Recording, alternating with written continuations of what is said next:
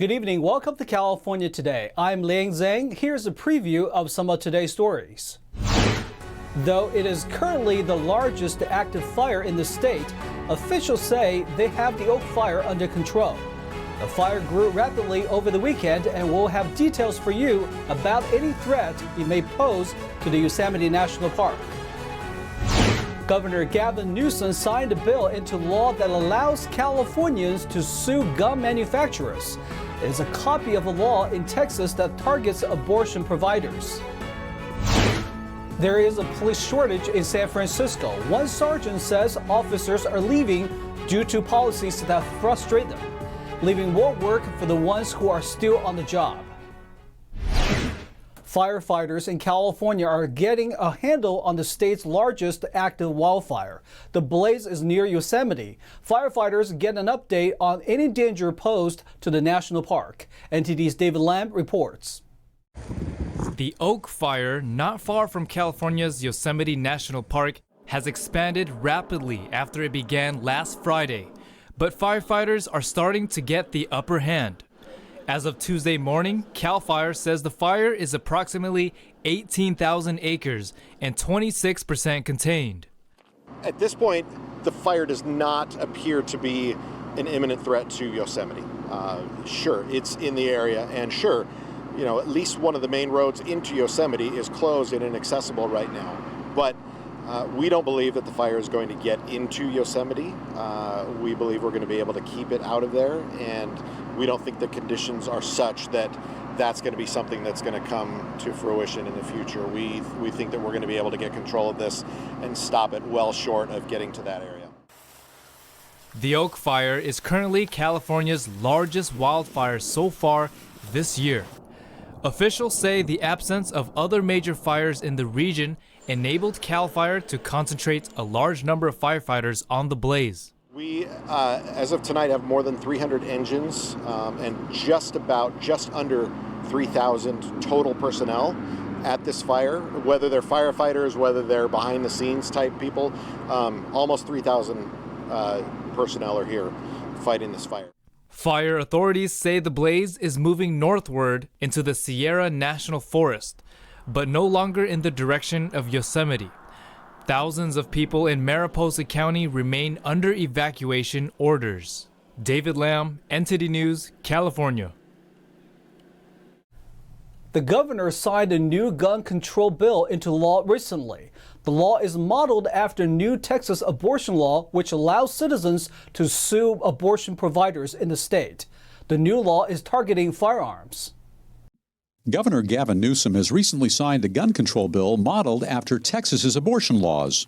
The new gun control bill will allow private citizens to sue gun manufacturers. Distributors of assault firearms, or so-called ghost guns, can also be sued. The bill, known as Senate Bill 1327, will take effect in January. It was modeled after Texas's abortion law that allows people to sue anyone who aids or abets in an abortion. Like the Texas law, people will receive at least $10,000 in damages for each weapon plus attorney fees. Newsom said at a news conference Friday at Santa Monica College that he expects the law to be litigated in the Supreme Court. Sam Paredes, the executive director of Gun Owners of California, told the Los Angeles Times that the legislation is a retaliation against lawful gun owners. Paredes said that the firearms industry will have a strong reaction to the bill going into law. Newsom additionally signed over 24 bills earlier this week, ranging from school safety to education, healthcare, transportation, conservation, and more.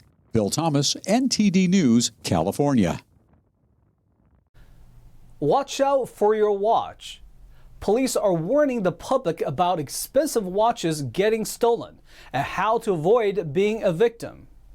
San Francisco police announced a high-value watch robberies alert after a recent increase in high-value watch robberies. Investigators say the suspects are specifically targeting victims they believe to be in possession of watches valued in the tens of thousands. They believe the robberies are organized and coordinated by multiple suspects. The incidents appear to match similar robberies statewide. Since the beginning of this year, SFPD has been investigating over 24 of these types of robberies. To stay safe, authorities recommend being vigilant, keeping valuables out of sight, trusting your intuition, traveling with others, and don't fight back since suspects are often armed. and to call 911. SFPD is working with local and state law enforcement to hold the suspects accountable. The San Francisco Police Department is on the verge of losing a significant number of police officers. One officer says there needs to be a lot of a cultural change to bring back the safe San Francisco he grew up in. San Francisco is facing a police exodus. Richard Sabati, sergeant at the San Francisco Police Department, told California Insider's Siamak Korami his perspective on why people want to leave SFPD and what it will take to turn things around. He illustrated just how many officers are thinking of leaving their position. People thinking about leaving and the plans on leaving, and right now they're coming back with 54% are saying they're looking to leave or planning to leave in the near future. Sabati explains that as more officers leave, the more work they will be tasked with to pick up the slack. When you arrest somebody, you're going to have to write a police report about what happened. In addition to that, you have to book your evidence, you have to fill out your card to book somebody at county jail. Right now, due to the COVID restrictions that are still in place, even the process of booking somebody at county jail ends up frequently in hospital watches, where you have to take the person to the hospital and watch them there for hours and hours on end. So it's gotten frustrating for people, especially newer people who sign up for the job who want to go do police work, to now be stuck either behind a computer typing about what they did or sitting with the person they arrested for hours, days at a time.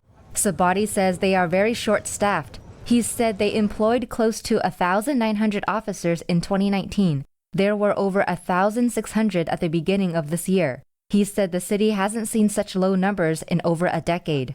Sabati explained that there are fewer and fewer people who would want to join the police academy to train to be full-fledged officers.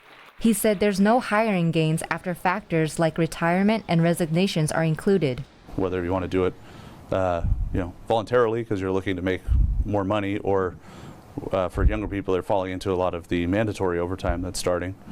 It's going to create burnout, poor decision making, higher rates of injury, and then people just ultimately leaving because it's not what they signed up for, to work indefinitely.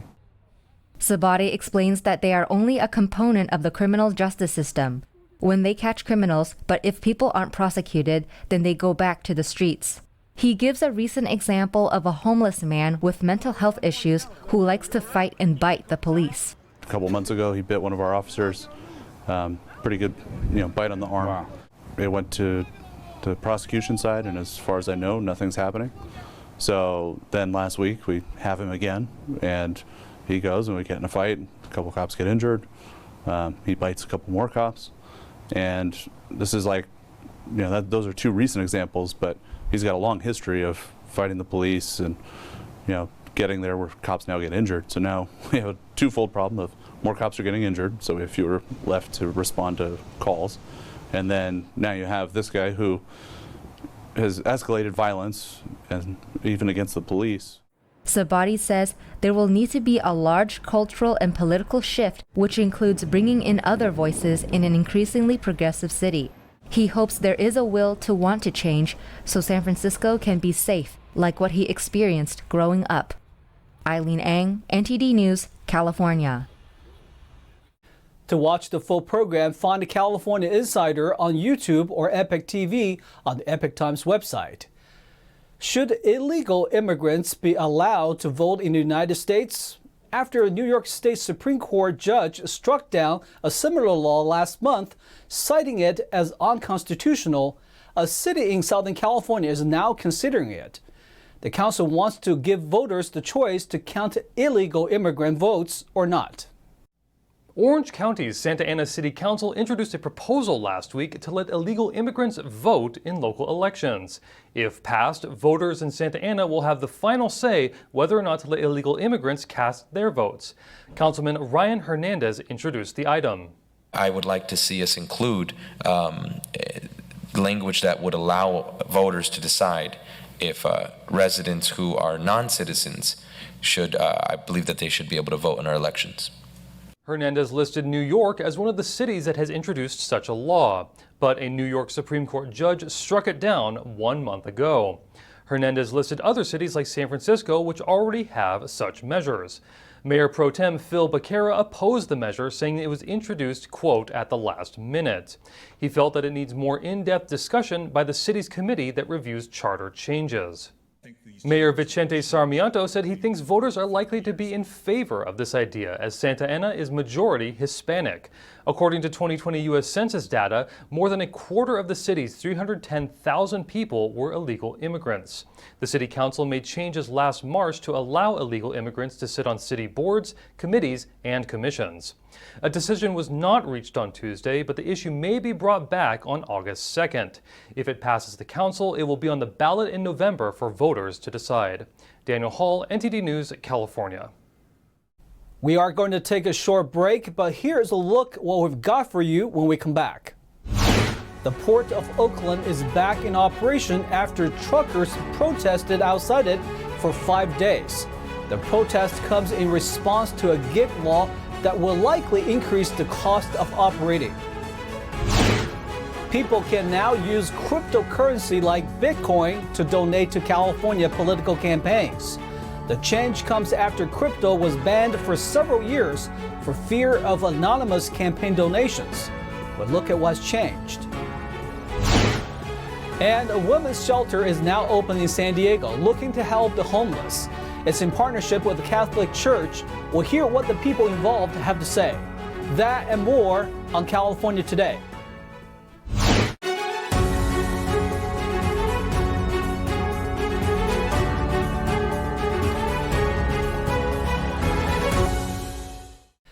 California's third busiest port resumed regular hours this week after last week's gig worker law protests.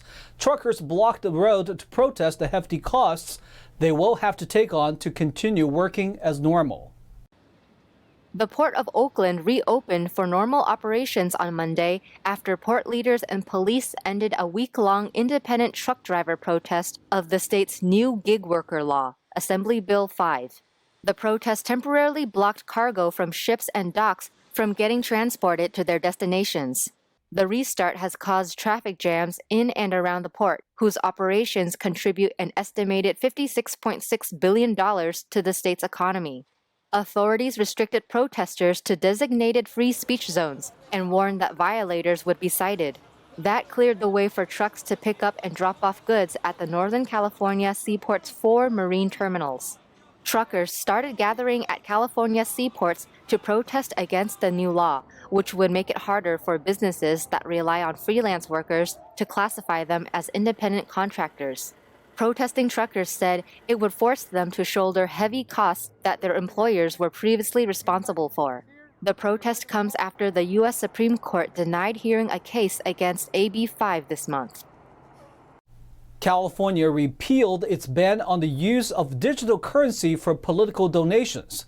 The change comes after putting new policies in place to prevent misuse. NTD's Jason Blair has more. Residents of California will soon be able to use digital money to donate to state and local political campaigns. The state's Fair Political Practices Commission voted on July 21st to approve the change. 4 years ago, California banned the use of digital money for political contributions due to concerns of not being able to trace illegal donations. While proposing the repeal, General Counsel David Bainberg told the commission that there are new safeguards that can prevent money laundering. He said to the commission, in many circumstances with cryptocurrency, it's untraceable. In drafting this regulation, we were cognizant of these very legitimate concerns.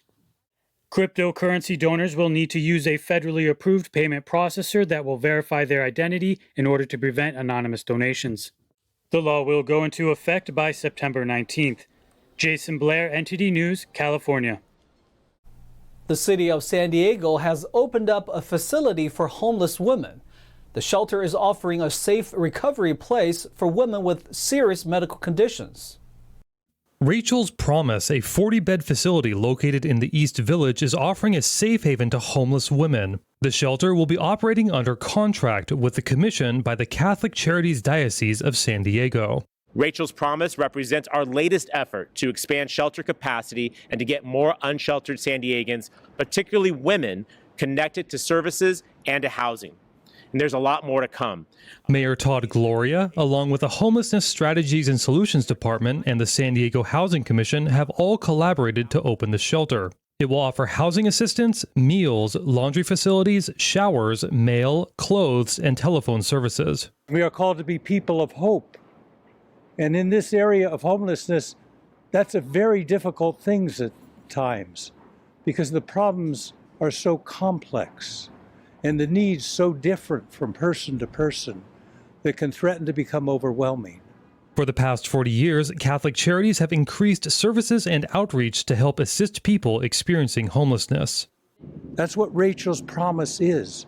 It's a promise never to lose hope and to take steps in our city of San Diego to help make homelessness a more manageable and a more humane issue as we face it.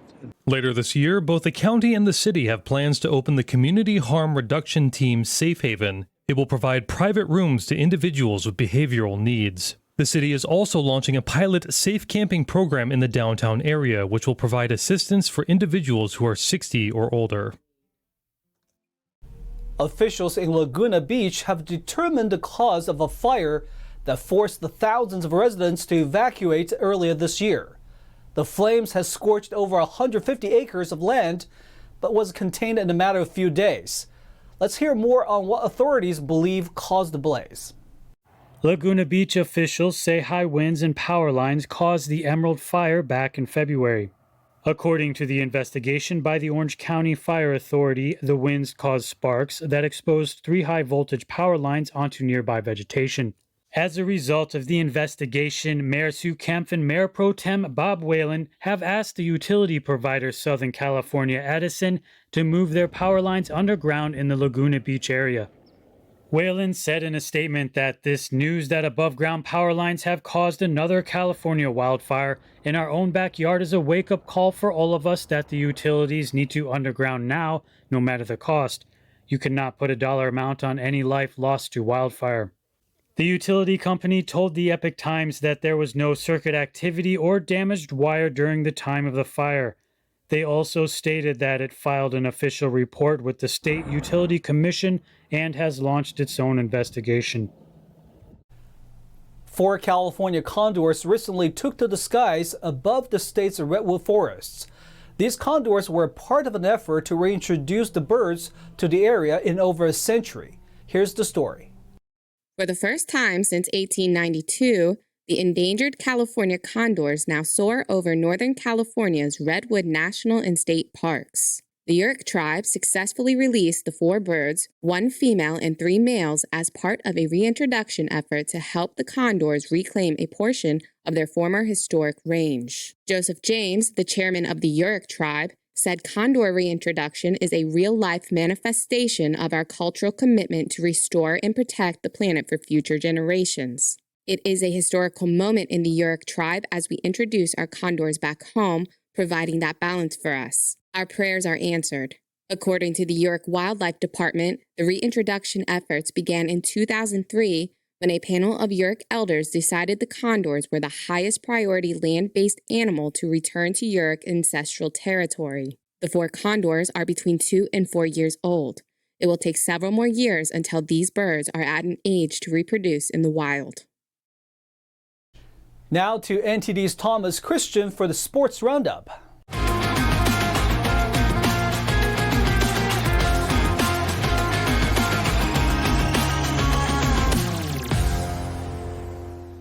We are at the SAP Center in San Jose, documenting the newest chapter of the San Jose Sharks rebuild. The San Jose Sharks are expected to announce their new head coach, David Quinn, today at a news conference. I'm extremely proud and very happy to announce the next coach of the San Jose Sharks, David Quinn. In a Twitter live-streamed press conference this morning, the San Jose Sharks announced the hiring of their new head coach, David Quinn.